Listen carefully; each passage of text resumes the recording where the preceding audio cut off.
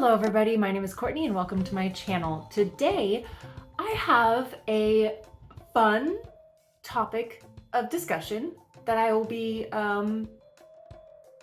discussing with. If you watched my intro video, I originally started this channel to be, it was originally called I Read It So You Don't Have To, and I was going to completely build it off of weird romance books. And do really weird reviews about these weird romance books. But I couldn't build out a list long enough for me to make an entire channel dedicated to that. But I did build a list, and I wanted to talk about some of the books on that list because I finished quite a few of them at this point. I took a poll with my friends and asked them which one they'd like to hear about more. And this particular book won the vote.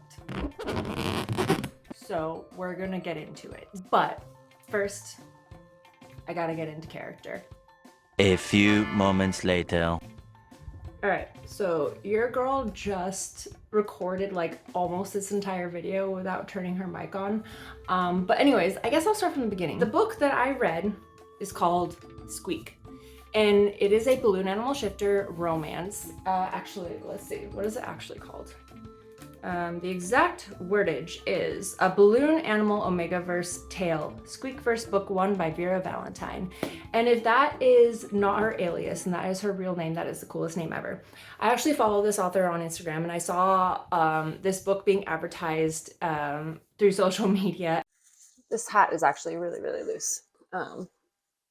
And I used it, the last time I used this hat was for Halloween. It was for like a Halloween like clown costume, which is why there's blood on it. And I decided not to wash it off because I thought it looked really cool and I wanted to use it for other Halloween stuff. But anyways, I thought it was appropriate because Squeak actually has a very carnival-esque theme to it. The book starts in a zoo where this redheaded heroine, who is an artist, which I actually found myself relating to a lot because she is an artist. She is sitting at a zoo drawing animals, drawing people. I can't exactly remember what she's drawing at the exact time in the beginning of the book, but she is sketching things for a school assignment. And this very beautiful boy comes over in his red and black, or not red, white and black striped vest. And he starts talking to her because it's very hot and she wants water. But he ends up informing her that the water fountain is broken, and because he doesn't want her to die of dehydration, he brings her back to this like concession stand or something, where she doesn't notice, but his boyfriend is actually working the concession stand. And this dynamic between the two men is very much grumpy Sunshine. The guy at the concession stand, the taller of the two, is very grumpy. So Sunshine brings girl to the concession stand. He's like, the water fountain is broken, and she needs water. She immediately gets the vibe that grumpy boy is together with Sunshine and that he doesn't like Sunshine bringing other girls around, or girls in general around. They were created by a witch. To me, she's a witch. She is called something, which I will put the actual name of what she is like on screen somewhere, because I can't remember what it is. But basically, she is a witch that at a carnival created these two guys basically as her like own personal sex toys. And during their time with her, they kind of bonded. But that's kind of the vibe I got, is that they went through all of this together, so they fell in love. But anyways, they run away from evil witch woman who created them. And I think she created them from like hot air, like literally. Maybe I'm getting that wrong, but I'm pretty sure that's what it is. And so they really have no life experience. So when they escape, they become a couple. They watch loads of porn to figure out how to perfect the sexual acts between them. And then, you know, they need somebody to draw these runes or something. They're not called runes in the books. I can't remember what they're called. Or maybe they are, I can't remember. But anyways, so they need somebody to draw these symbols to permanently separate them from the witch that created them. Because right now they just escaped physically, but they haven't escaped like their magical bond, is what my understanding was. So this guy, Sunshine, sees this girl sketching in the park and kind of gets the idea that they can hire her to create these symbols to release them. Grumpy doesn't like the idea of having another person in this situation because he's like, they're both kind of insecure about the other leaving, like one of them leaving one another, because they're all each other have, basically. So inviting a third person into the situation makes Grumpy very insecure. Sunshine pitches this idea of having like a personal piece done by this girl.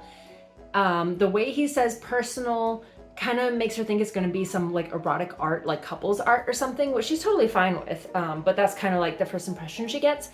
So she leaves, kind of getting the vibe that these two are together, and Grumpy doesn't like her. So she leaves and she goes to school, does her, like, you know, is going about her life. While Grumpy Sunshine have their first sexual encounter in the book. Well, it's not their first sexual encounter, but it's, as the reader, it's our first like dive into the sexual dynamic of these characters, and it is bizarre. So basically, they are balloon animal shifters, and it describes the entire situation. You know, it's typically, it's normal boning, but the sausages turn into balloons during the process. Like balloon animals, you know how they're like long. Anyways, so they're balloons, and Vera actually goes into detail about how this whole situation smells, and I think that was my one and only gripe about this, because I worked in a haunted house for about 6 years, and this hat is going to drive me crazy.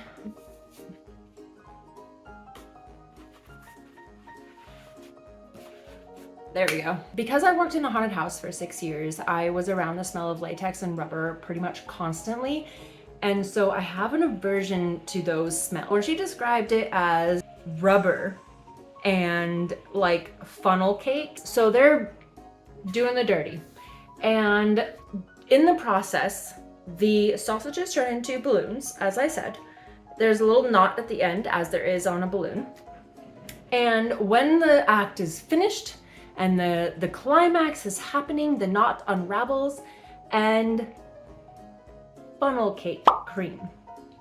I thought this was the weirdest thing, and then I started telling all of my friends about it, and even friends who don't read romance started saying, "That sounds tasty."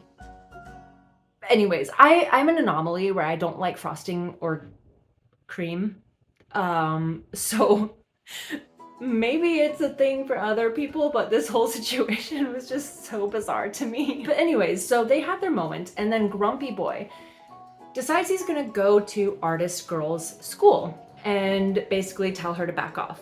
But somehow he gets wrapped up in being the naked model for one of her figure drawing classes. And the whole time she's like, "Oh, so sexy. Look at those abs, look at that face, look at everything." And after that class, they end up boning in a closet. The lights are completely out, so she can't see anything, and that is all by design because he's like, "I have a balloon animal dong." So it's gonna be weird if she sees that. They end up doing it. She loves it. She understands there's something very odd about it, but doesn't know what it is because the lights are off. And I actually can't remember if she figures out the balloon part of it in that situation or if it's later. I can't remember. But Grumpy ends up going back to Sunshine with Girl in tow and is like, "Hey, I'm okay with her now. We're gonna have her draw our runes or whatever." Hold on. So if you don't want the ending of this book ruined for you, I will give you 5 seconds to exit out of this video. 5, 4, 3, 2, 1.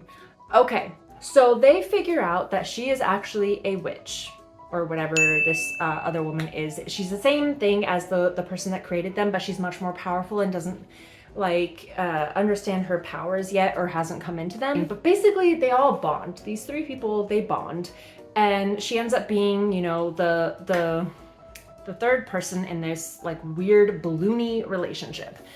And it kind of like oddly jumps forward in time where they're just having lots of sex.